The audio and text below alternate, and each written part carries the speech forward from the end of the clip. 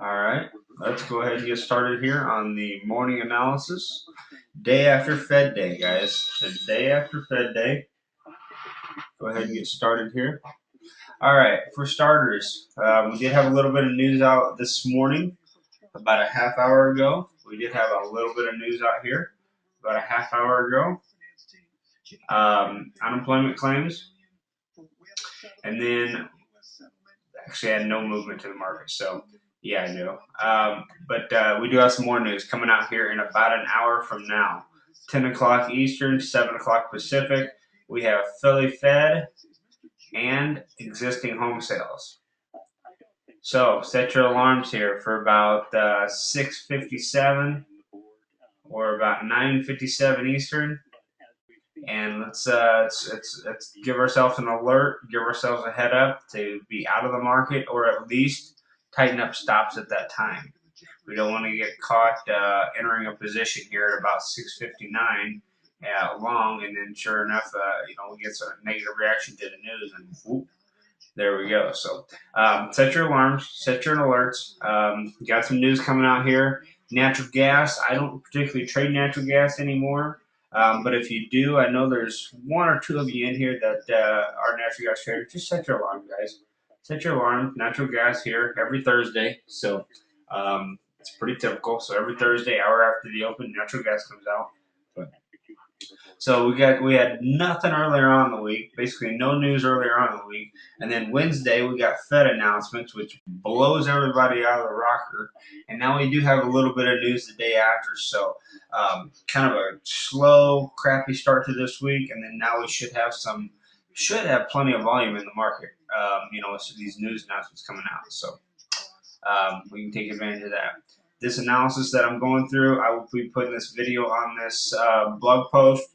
As you see, I've already came in here and posted images on crude and the indexes. I put the S&P and the Russell in one little description here with one image. All this is going to tell you exactly what I'm getting ready to tell you here in the morning analysis. So, but we do have some interesting stuff going on in a couple of these markets, and I have a very detailed approach that I'm going to take, especially when it comes to the indexes. So let's start going over that right now. I'm going to start with crude because it is the most interesting right now. Crude was one of the markets before yesterday. I was saying if we can break this exact trend line that you see drawn here, if we can break and hold below this trend line, I see nothing but 300 ticks worth of drop to the downside to minimally retest these lows, which also came right at the next 100 EMA. So before yesterday, we had this down day. I said, let's get below this trend line and let's see if we can close down here and see if we can, maybe fill this little gap we have between the support and the trend line. That would be the first stop, not the stop, the first stop before heading on down to further support down here. Obviously, that didn't happen. Yesterday, the crude started chopping its way up, and the news announcement came out, and sure enough, off to the races we were. So you pretty well see what happened. That's shot in the foot, but we have kind of the same situation to the other side right now. We are creating this wedge here on a daily bar chart. This is a daily chart. We're creating this wedge here that this crude is getting pinched into. Crude's really getting pinched into. As you can see, everything is showing a little bit of a pinch here on this crude market. So we're just going to sit here and wait. If we're going to hold this as resistance, we'll continue to watch our moves to the downside. If this breaks and holds, I'm talking about closing above here. We have minor resistance here, and then major resistance further up here. So here, once again, we're looking at another 300 ticks to the upside. You break down here, we're looking at 300 ticks to the downside. So we have some interesting opportunities here in crude. Just got to pay attention here. It's not get chopped around because we are getting in this little pinch, this little wedge formation. So wedges are good, but you got to be patient to wait for them to break. So what I'm going to focus on here on the indexes and on crude today, a lot of what I do is going to be based on the smaller time frame. If we're trending up, I'm just going to take these micros to the upside and continue to take high percentage micros, making sure I look at price structure. I don't want to start trading these micros and get a micro that comes in right here. I'm not going to be trading something like that because I want to make sure I'm breaking any type of price structure. I want to make sure I break price structure and pull back to it and trade in the direction of the break. So for number one today, we're going to look at structure on a smaller time frame, and then continue to trade these crude markets, and then also the indexes, which I'm going to show here in a second. But trade them on a smaller time frame because we are getting pinched in here significantly. So there's no real break right now that we can trade. We can't start looking too much at a longer time frame because a 15-minute hourly chart is going to show some chop, and it's gonna have a lot of this involved. Especially once we start getting closer into this pinch. So wait for one of these breakouts. Use a smaller time frame, maybe today. If something changes, obviously we can bump it up a little bit, but that's what I'm going to do for now. Let me pull up. This is crude. This is what I'm talking about. Once we get into this pinch, you're going to have some disagreements on a 15-minute chart. This is a 15-minute chart. You're going to have a lot of this. So that's why I said I'm going to use a smaller time frame, the 233 tick, to pick my trend. Make sure I watch price structure. I want to see them previous highs, previous lows. I want to see them get broken and then retested. That type of move. Let's move over to the indexes here, guys. Start with the Russell. They're going to be the same move, so I can almost show you one and it'll be the same for both. But here in the Russell, basically, you know what happened here. We're in this up channel here. And we are technically at the highs of it. So, is it tough for me to want to short? Yes. I'm still a bull. This thing has had measured moves and just pullbacks after pullbacks. We thought, hey, maybe we're coming into a little bit of a channel here. This was yesterday, and then you had nothing but sell-off all yesterday morning. As you see, yesterday morning, sell-off, sell-off, sell-off, sell-off.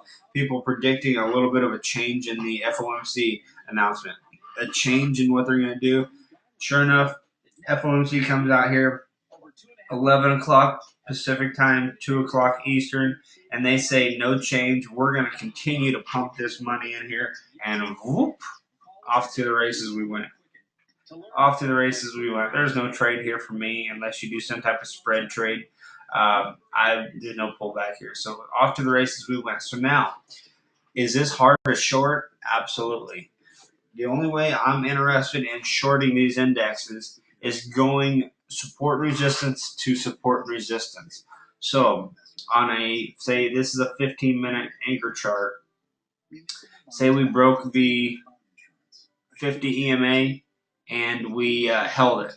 Only thing I can do is then go to a smaller chart like a 233 tick and take pullbacks until we get down to the very next moving average. That's the only shorting opportunity I can think of, and even that is higher risk because of the counter trend. But that would be the only and best way to trade this.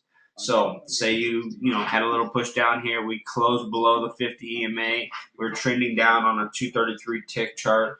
We could take it looking for our opportunity to take profits at the next moving average. Same thing, we are able to break the 100 later on. We're going to start looking for the 200 here, and look to trade microly inside of this. Is that even a word?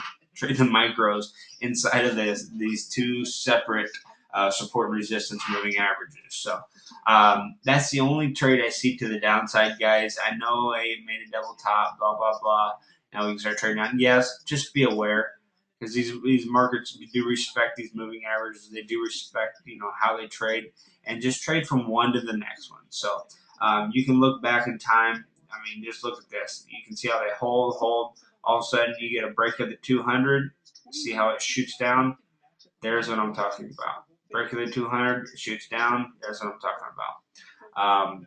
But other than that, break of the 50. Break of the 50 down to the 100.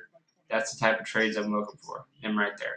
Break of the 100 down to the 150s, stuff like that. Just go step by step by step by step. Don't get too risky. Don't get too greedy, because that's whenever it'll shoot right back to the upside and show you who's boss. I'm not going to look at Euro too closely today. Same type of move, same type of reaction. I would only go moving average to moving average. Other than that, the upside opportunities there. Um, and then here's the S&P, the exact same setup as the Russell. So the situation that I'm looking at is identical. So I'm bullish on it, and the only bearish activity I have, it would be going from moving average to moving average, using that smaller time frame to get us down there. So that's all I'm looking for. So that's it here. Anybody have any questions? It's really a pretty simple attack today when it comes to what we're looking for.